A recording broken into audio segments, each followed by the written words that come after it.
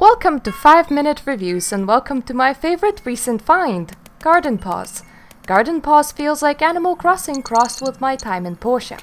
You play as a cute animal and run a shop in the village that your grandfather left to you. What can you sell? All sorts of things. Fish, flowers, vegetables, construction materials, furniture, animals, animal produce. The game opens up very slowly. It gives you time to adjust.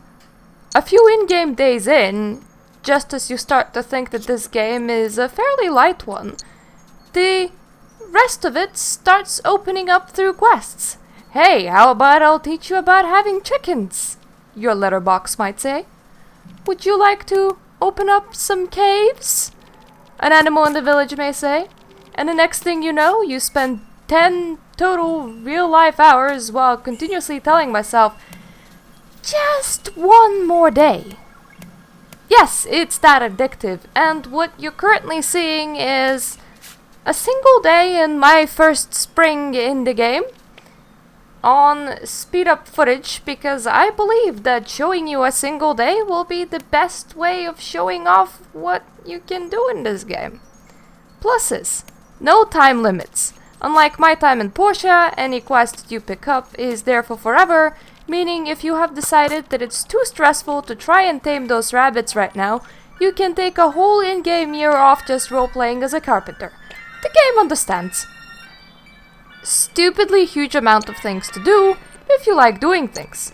There's 276 quests, multiple buildings to buy for the village, multiple upgrades available for your own house, different plants depending on the season, different fish in different ponds.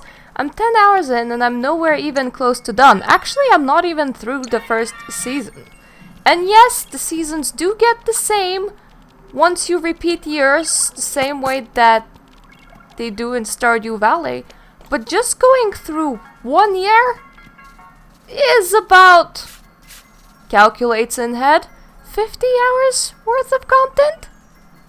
That's really a lot of things to do, unless of course you don't like doing things. For example, you're never gonna discover all the fish if you don't like fishing. Co-op of up to 4 players is available. You can play offline, you can play online with 3 strangers, or you can set up your own private room for online play so just you and your friends can join. Minuses: sometimes I have lag spikes while turning my camera. I'm going to attribute this to battery optimization.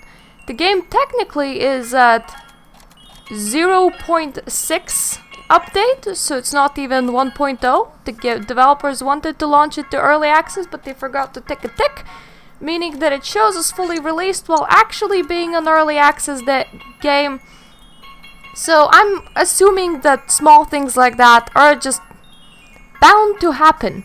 But honestly, outside of those lags upon turning your camera in specific areas, the game runs pretty well. Low energy levels is a complaint that pops up often in early game. By having a small amount of plots that I upkeep and plant on, I save on energy and tend to have no issues running around and doing things right up until midnight when your player animal passes out. However, there have been days when I resorted to spending my evenings collecting chests or picking up random objects off the floor because I ran out of energy. You can go to sleep at any point and progress the days, as there's no time limits. However, I tend to prefer to fully play out all my days so I can understand the complaint. One of my friends was adamant that the graphics on this game look poor. To me, the style is adorable. To him, all the objects in the world have too little polygons. So this should be counted as a possible minus depending on the kind of person that you are. Lack of collective interfaces make it hard for you to understand which things you have found and which things you have not found. Thankfully, the questing system will ask you for majority of the plants available. At least it did for me. So you're likely gonna find most of the stuff, but a collection interface would be a welcome sight. Overall score? Positive. I'm not to be trusted scoring these kind of games, as I may just give them all a full 10 out of 10, and I know that it won't be for everyone, so that kind of scoring is just not fair. if you liked Animal Crossing, if you liked Stardew Valley, if you liked my time in Portia, then you'll likely really like Garden Paws, and it is a worthy entry into your game's library.